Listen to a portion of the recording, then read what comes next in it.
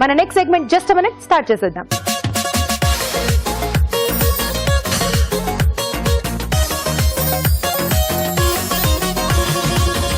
రాజు గారు, మరి just a minute లో ఏం చేయబోతున్నారు? బోండా చేస్తున్నాను, అది కూడా పూల్ మక్నీతో. పూల్ మక్నీ బోండా బాగుంటుందా రాజు గారు? బాగుంటుంది, అంటే కొంచెం వెరైటీగా ఉంటుంది, కొంచెం మధ్య మధ్యలో మనకు కరకరలాడుతూ పూల్ మక్నీ తగులుతూ చాలా బాగుంటుంది. అండ్ పైగా మనకి ఈ సీజన్ లో బోండా అలా స్నాక్స్ ఐటమ్స్ నే ఎక్కువగా ప్రిఫర్ చేస్తూ ఉంటారు కదా, సో బాగా వస్తుంది ఇది. ఓకే, సో మరి స్టార్ట్ చేసేద్దాం.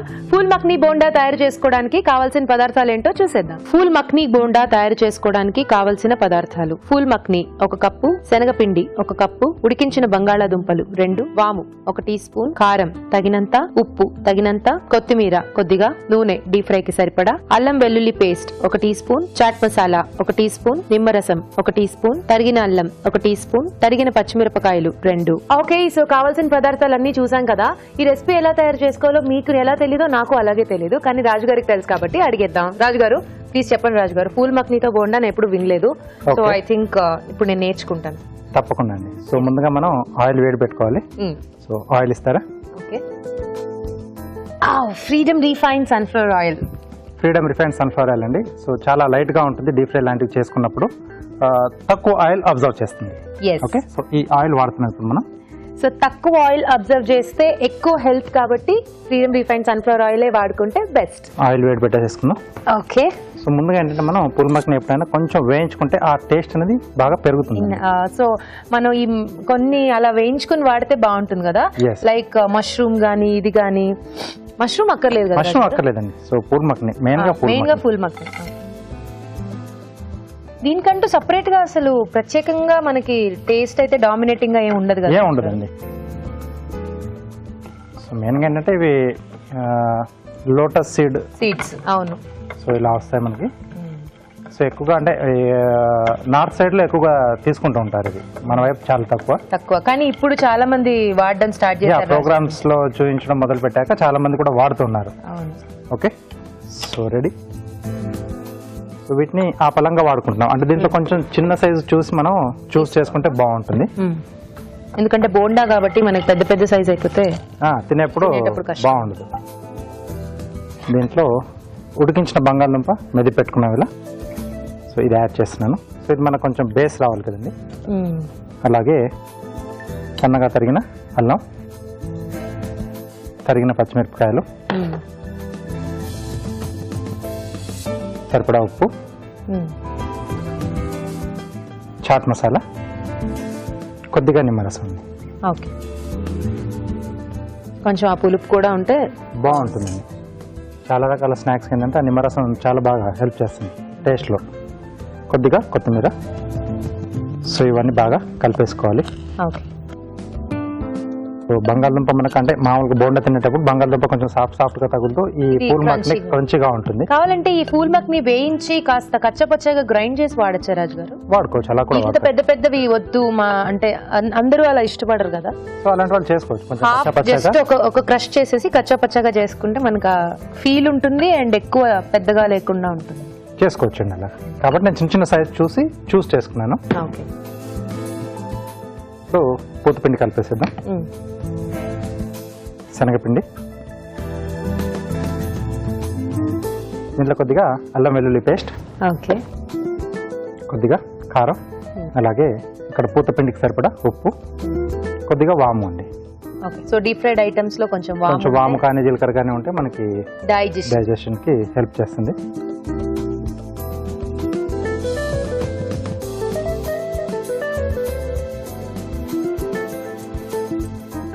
సో ఇది కొంచెం వాటర్ యాడ్ చేస్తూ మనకు కావాల్సినట్టుగా చూసుకోవాలి, ఉండలు లేకుండా.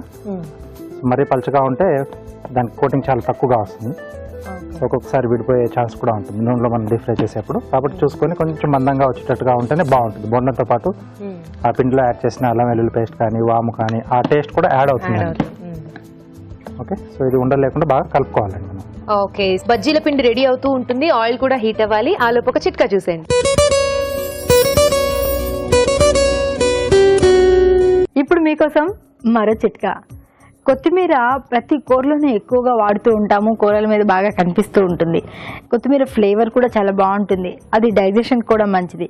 కానీ నిల్వ ఉంచుకోవడంలోనే చాలా తంటాలు పడాల్సి వస్తుంది. ఎందుకంటే 1-2 రోజుల్లోనే కొత్తిమీర ఎంతగా ఫ్రిడ్జ్లో పెట్టినా, ఎంతగా కవర్లలో చుట్టి పెట్టినా వాడిపోతూ ఉంటుంది. ఇలాంటప్పుడు ఏం చేయాలంటే కొత్తిమీర కాడలన్నీ కూడా కట్ చేసేసి ఓన్లీ ఆకు మాత్రమే పేపర్ కవర్లో చుట్టి పెట్టుకుని ఫ్రిడ్జ్లో స్టోర్ చేసుకున్నట్లయితే ఒక 2-3 రోజుల వరకు కూడా తాజాగా ఉంటుంది. చిట్కా చూసాం కదా రాజు గారు, రెడీయా? రెడీ అండి. ఓకే, ఆయిల్ కూడా హీట్ అయింది. ఇటువైపు మార్చేసుకున్నాం అండి. ఓకే,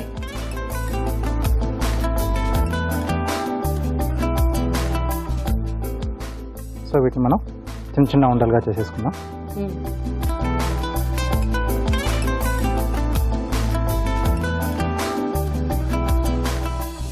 సో ప్రతి ఉండలోనే ఒక 3-4 మనకు అవి పూల్ మక్కని వచ్చేట్టుగా ఉంటే బాగుంటుంది.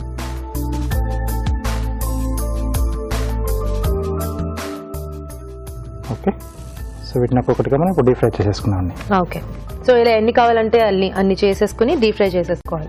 ఎస్.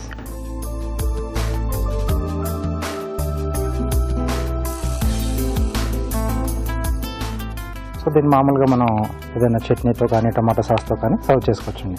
ఓకే, నాకు తెలిసి అన్ని ఇందులోనే ఉన్నాయి కాబట్టి అక్కర్లేదు, బట్ కొంతమందికి ఆ డిప్ ఖచ్చితంగా ఉండాలి కాబట్టి ఉండాలి. ఓకే, సో వింటర్ వచ్చేసింది కాబట్టి చాలా చల్లగా సాయంత్రంలో ఇలాంటివి చేసుకుని చక్కగా తింటే సూపర్ గా ఉంటుంది. ఆ ఫీలే డిఫరెంట్ అన్నమాట. ఫైనల్ గా ఏంటంటే వింటర్ వచ్చింది, స్నాక్స్ తింటే అప్పుడు జ్ఞాపకం చేసుకుంటాం. అవును. సో ఒకప్పుడు అయితే మాత్రం ఆప్షన్స్ తక్కువ ఉండేవి కాబట్టి వింటర్ వచ్చిందా ఓకే అరటికాయ బజ్జీ, ఓకే మిరపకాయ బజ్జీ, ఓకే పకోడీ, ఈ 3 ఉండేవి. ఇప్పుడు మనకు అభిరుచి ఉంది కాబట్టి అసలు ఆ గోలే అక్కర్లేదు. వింటర్ కాదు, ఏ సీజన్ కా సీజన్ మనకు రకరకాల రోజుకి ఒక డిష్ చేసేసుకోవచ్చు. అవును. సో ఇవి ఫ్రై అవుతూ ఉంటాయండి. ఆ లోపు మీరు కార్వింగ్ చేస్తారు. ఓకే, సో కందతో స్వాన్ చేస్తున్నాను. ఎడ్జెస్ కొంచెం ట్రిమ్ చేసుకోవాలండి రౌండ్ షేప్కి. ఇక్కడ నుంచి హెడ్ కొంచెం స్లాంట్గా, అలాగే ఇది వింగ్స్ అండి.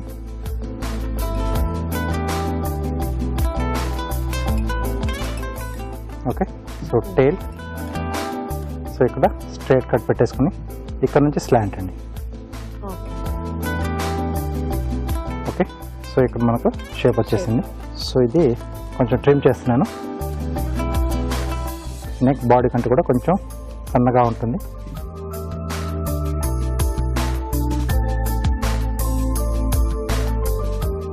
అలాగే ఇక్కడ నెక్ ఓపెన్ చేస్తున్నాండి.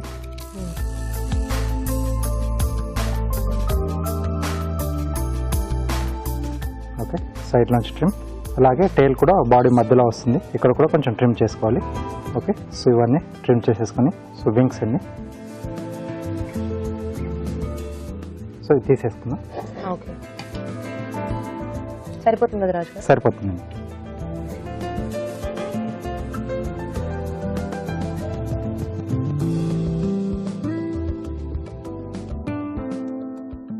సో 2 వింగ్స్కి సపరేషన్ చూపిస్తున్నాను.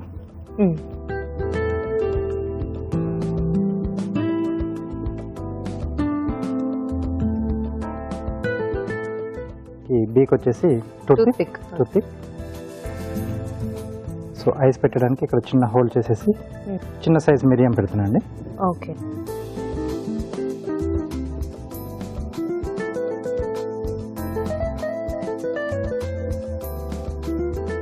ఓకే, బంగాళదుంపతో స్టాండ్లో వేస్తున్నాం.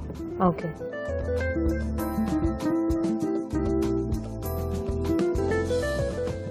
ఓకే,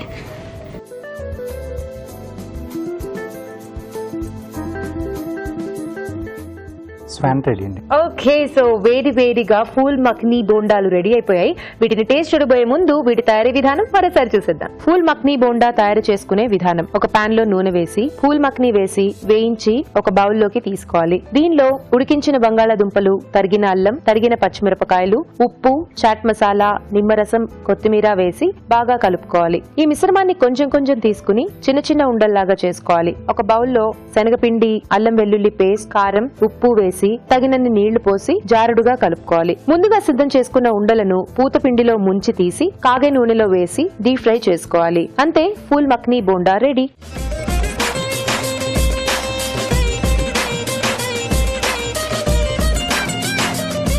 ఫూల్ మక్నీ బోండా ఎలా ఉందో టేస్ట్ చూసి చెప్పేనా? ఓకే, సో వేడి వేడిగా ఉంది.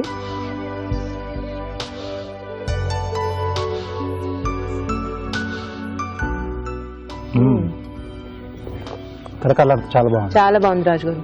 అండ్ నిమ్మరసం పిండారు కదా, ఆ టేస్ట్ అయితే మాత్రం అద్భుతంగా సెట్ అయింది. మీరు అన్నారు కదా కొన్ని డిషెస్ కి మనం అది వేసుకుంటే చాలా హెల్ప్ అవుతుంది. సో ఇంత టేస్ట్ లో కూడా ఆ నిమ్మరసం అనేది హైలైట్ అయింది. బాగుంటుంది స్నాక్ ఐటమ్స్ లో, స్పెషల్ గా ఏంటంటే స్నాక్ ఐటమ్స్ లో చాలా బాగా తెలుస్తుంది. సో మీరు కూడా తప్పకుండా ట్రై చేయండి. ఇప్పుడు మీకోసం మరో చిట్కా.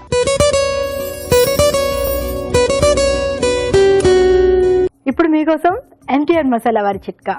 బెండకాయ ఆరోగ్యానికి మంచిదే, కానీ అందులో ఉన్నటువంటి జిగురు వల్ల, అంటే వండుకుంటే జిగురుగా ఉంటుంది, అలా బాగుండదు అనుకుని చాలా మంది బెండకాయ వండుకోవడానికి ఇష్టపడరు. ఎలా వండాలా అని అనుకుంటూ ఉంటారు. ఇలాంటప్పుడు బెండకాయ వండుకునేటప్పుడు అందులో కొద్దిగా టమాటా కూడా వేసి వండుకున్నట్లయితే ఆ జిగురంతా పోతుంది, అలాగే టేస్ట్ కూడా ఇంప్రూవ్ అవుతుంది.